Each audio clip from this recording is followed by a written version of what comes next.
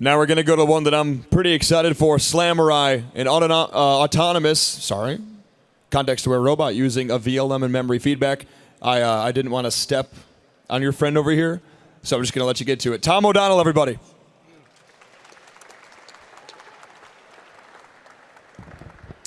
So who here loves robotics? Just show of hands, rough show of hands. There we go.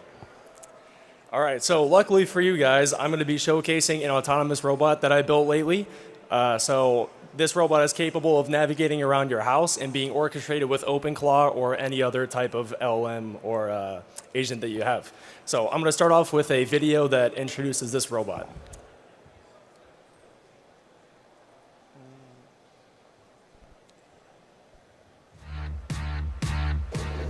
This is an autonomous robot I built. It's designed to be a companion capable of navigating its environment and building up context and intuition while doing so, all powered by OpenClaw. The robot is firstly capable of point-to-point navigation, which allows it to traverse any environment fully autonomously. The motor controller, CAD, and navigation setup are all fully custom. You can see the robot effortlessly going through its environment in the path planner in the bottom right. The Nav2 library uses a pre-scanned map of the environment to find an optimal path for your robot, considering global optimality and also local behaviors such as speed and path adherence. It does this by merging an obstacle layer resulting from the robot's LiDAR scans with a pre-scanned static layer and inflating a danger zone around any obstacles. This enables very robust and impressive navigation, such as this other autonomous robot I worked on for my collegiate robotics team I was a captain of.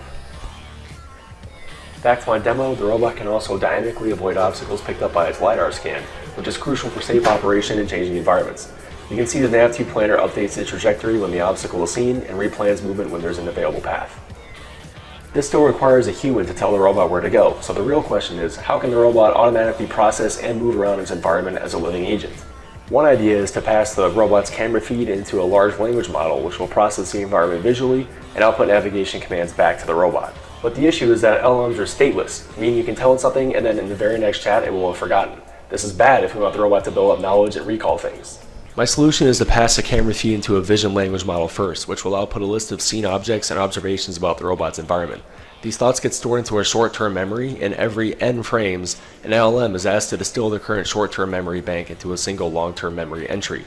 The user may then ask a question or command, resulting in the VLM outputting a navigation command using its memory bank as context. When deployed, the pipeline will look something like this, where the robot sees from its camera and iteratively thinks while referencing its memory banks as context. For example, here's one thought, which is a list of objects and environmental observations. The short-term memory is then a collection of these thoughts, and the long-term memory is a distilled list of seen objects. This enables what I call semantic recall, where we ask the robot to navigate back to a specific location it had seen prior. Notably, this location was not pre-named. Rather, it was remembered and classified by the VLM itself. The robot will begin navigation back to the point fully autonomously.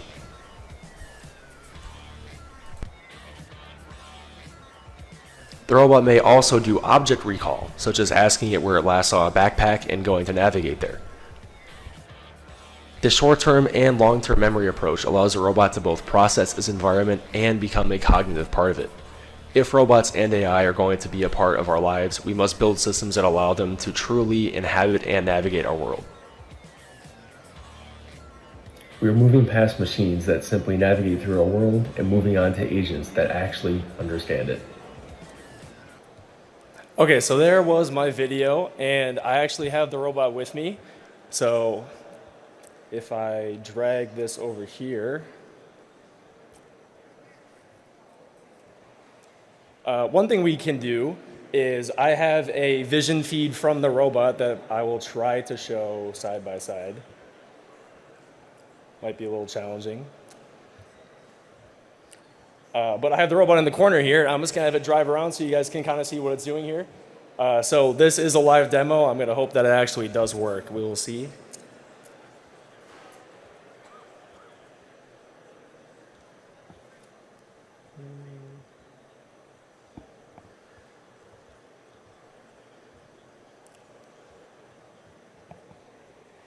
There we go. Okay, it took a second, but the robot will drive over to this area here, and I will then try to send it down the center aisle. I know it may be a little hard to see for some of you, so I'll try to get it to go a little bit far.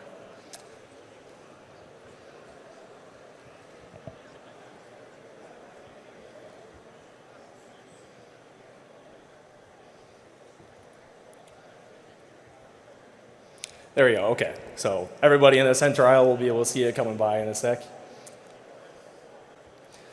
So the interesting thing about this robot is, as I said, you can orchestrate it using OpenClaw or any other language model you have. And the reason for that is you can just deploy your language model on the robot, and over time it will build up intuition about where it actually is, whether it be your house, your office, or any other area.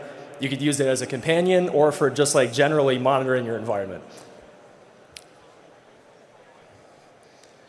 So I can't tell how much more room it has back there. I'll maybe make it go a little bit more.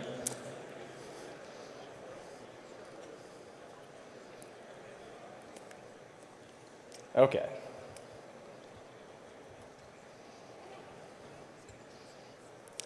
All right.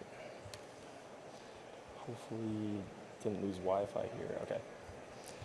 So now what I'll do is you can see the robot's camera feed on the left, and there's actually a terminal here that you saw in the video. And using the terminal, you'll be able to see all of the robot's thoughts as it's navigating around the environment. And you can even ask it questions. So if I go ahead and ask it, for example, to ask what it currently sees, so describe your current environment, it'll start thinking, and then there you go, it has an output, and the robot said, I'm observing a stadium. I guess Clawcon at the University of Michigan Chrysler Center, go blue.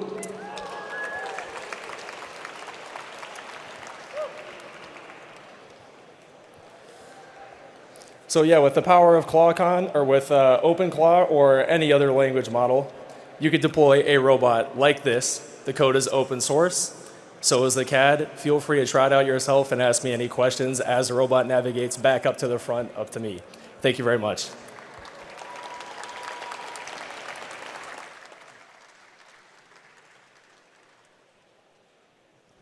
All right, Tom O'Donnell, everybody. And now our 9th demonstration, Open Switchy, and it's going to be Cornvick. He's going to teach us a little